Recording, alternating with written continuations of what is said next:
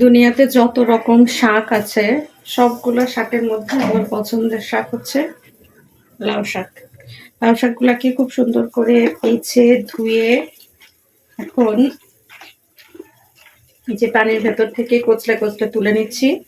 লবণ হলুদ দিয়ে গামলাতে পানিটা ফুটিয়ে নিয়েছে, এখন লাউ শাকটার ভিতরে দিয়ে দিব।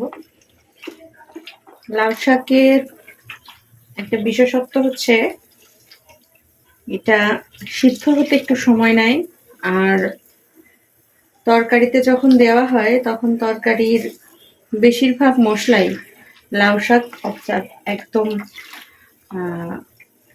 চুষে নেয়। চুষে নেওয়ার কারণে সবজির যে টেস্টটা, এটা যদি মানে সঠিক নিয়মে রান্না না করা হয়, একটু এলোমেলো হইলেই একদম টেস্টটা খারাপ হয়ে যায়। আর লাউ শাক সিদ্ধ যদি একবার সিদ্ধ না হয় একবারে, তাহলে দ্বিতীয়বার সিদ্ধ করতে গেলে এটা এমন একটা টক স্বাদ চলে আসে, খাওয়াই যায় না। এই জন্যে এই প্রসেসে সিদ্ধ করে নিলে টক হওয়া বা সিদ্ধ না হয়ে শক্ত হয়ে যাওয়ার সম্ভাবনাটা কমে যায়। মাছগুলাকে লবণ হলুদ মেখে নিয়েছি, এবার এই মাছগুলাকে আমি হালকা করে একটু ভেজে নেব। আমার কড়াই গরম হয়ে গেছে, এবার পরিমাণ মতো তেল দিয়ে দিচ্ছি। আমি সমস্ত রকম রান্নাতে সরিষার তেল ব্যবহার করি, চেষ্টা করি খাঁটি সরিষার তেলটাই বাসায় আনার। যে আমার তেলটা পুরোপুরি গরম হয়ে গেছে, এবার একটা মাছ দিয়ে দিব। একটা মাছ দিয়ে আমি দেখবো যে এই মাছটা ঠিকভাবে উল্টানো যায় কিনা। তেলটা যদি গরম হয়ে যায় পুরোপুরি, তাহলে মাছ উল্টে যাবে। মাছ খুব সুন্দরভাবে উঠে আসতেছে, এখন অন্যান্য মাছগুলো দিয়ে দেওয়া যায়। এবার একে একে আমি সবগুলা মাছ দিয়ে দিচ্ছি। এগুলো হচ্ছে সামুদ্রিক বেলে মাছ। বেলে মাছ এমনিতেই খুব নরম হয়, আর এই মাছগুলোও তার ব্যতিক্রম নেই, এগুলোও অনেক নরম। আমি হালকা করে একটু ভেজে নিচ্ছি। এমনিতেই ভাজা মাছ আমার ভালো লাগে, আর তার উপরে তো নরম মাছ। মাছগুলা ভেজে নিয়ে তারপরে এই কড়াইতে আমি আমার পুরো রান্নাটা কমপ্লিট করব। আমি এখন যে পাত্রে শাক সিদ্ধ করছি, এই পাত্রে এই শাকটা আমি ঢেলে দেবো আমার এই কড়াইয়ের ভেতরে। আর শাকের যে সিদ্ধ করা পানি, এই পানিটা কিন্তু আমি ফেলবো না, এই পানিটা আমার তরকারির ঝোল হিসাবে থাকবে। অন্য চুলায় যে আমি মাছগুলা ভেজে নিচ্ছি, এর পাশেই আমি মরিচ পেঁয়াজটা দিয়ে দিলাম। এখন এক এক করে মাছ তুলে নিব। আমি মাছের পাশেই মরিচ পেঁয়াজ দিয়ে দিলাম, কারণ হচ্ছে এই বাটিতে আমি মাছ তুলে নেব। শুরুতে যখন আমি মাছটাকে লবণ হলুদ দিয়ে মাখিয়েছিলাম, তখন এই পাত্রেই মেখেছি, আর এরপরে মরিচ পেঁয়াজ কেটে এই বাটিতেই রেখেছি। এখন আবার মাছ ভাজা হয়ে গেছে, মাছটা এই বাটিতেই তুলে নিলাম। এতে করে আমার আরও যে দুটো একটা বাটি নোংরা হওয়ার সম্ভাবনা ছিল, সেটা থাকলো না। আমি এক বাটিতেই সমস্ত কাজ কমপ্লিট করে নিয়েছি। তো এখন মরিচ পেঁয়াজ হালকা করে ভেজে এটার ভেতরে আমি রসুন পেস্ট দিয়ে দিলাম, আর দিলাম লবণ হলুদ, আর এখানে হচ্ছে সামান্য জিরা গুঁড়া দিচ্ছি। এবার আমি সামান্য একটু পানি দিয়ে মশলাটাকে তেল ফোটা করে কষিয়ে নেব। রান্না করতে করতে আসলে অনেকেই অনেক কিছু শিখে যায়। ছোটোবেলা থেকে তো আর কেউ রান্না শিখে শিখে বড় হয় না, আমরা তো শিখি নাই। আর রান্না করতে করতে এত বছর ধরে সংসারের কাজ করতে করতে অনেক কিছু শিখে ফেলেছি। তো সব কিছু যে পারফেক্টভাবে পারি তাও না, অনেক কিছু এখনও শিখছি। তো এই যে আমি পানি দিয়ে দেওয়ার পরে আবার যখন পানিতে একটু জাল এসেছে, তখন দিয়ে দিলাম আলু।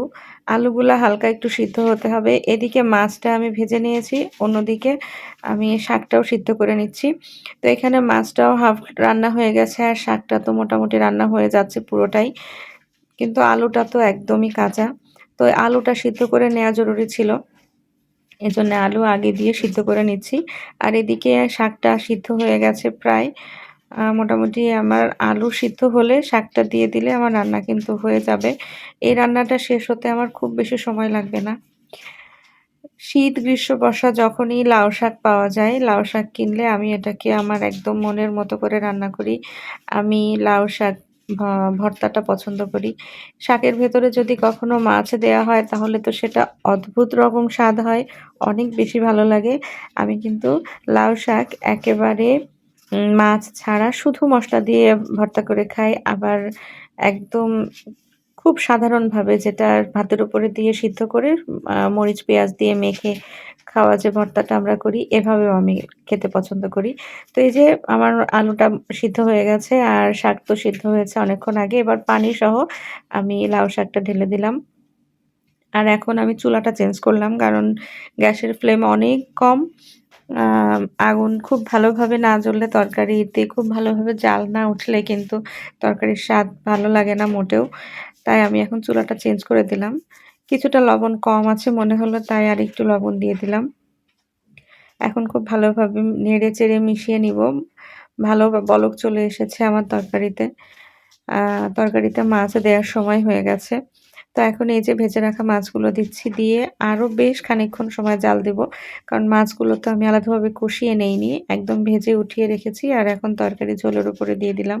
এজন্য আরেকটু সময় জাল করে নেব। আ টেনশনের কিছু নাই কারণ পর্যাপ্ত পরিমাণ পানি আছে।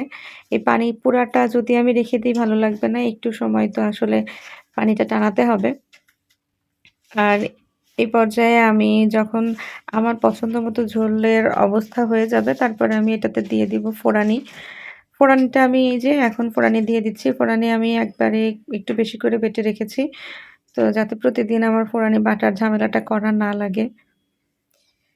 একবারে ভেজে তারপরে ব্লেন্ড করে রেখেছি। এখন ফোড়ানিটা দিয়ে ভালোভাবে ঝোলের সাথে মিশিয়ে আরেকটু সময় জাল করে নেব। তাহলে আমার তরকারিটা রান্না হয়ে যাবে। তো লাউ শাক যা বলছিলাম যে লাউ শাক আমি যেভাবেই খাই না কেন এটা আমার খুব ভাল লাগে। লাউ শাকের ঘ্রাণটা আমার কাছে ভালো লাগে। এটার ঝোল আ যদি মাছ না থাকতো, শুধু শাক ঝোল দিয়েই আমি এটা মানে তৃপ্তি করে খেতে পারি আরকি। কে? অলোপি? লোপি? চল, চল। হুম। তাহলে এতটুকু দাও। রাতে আবার খাবে তো শেষ হয়ে যাবে আজকে।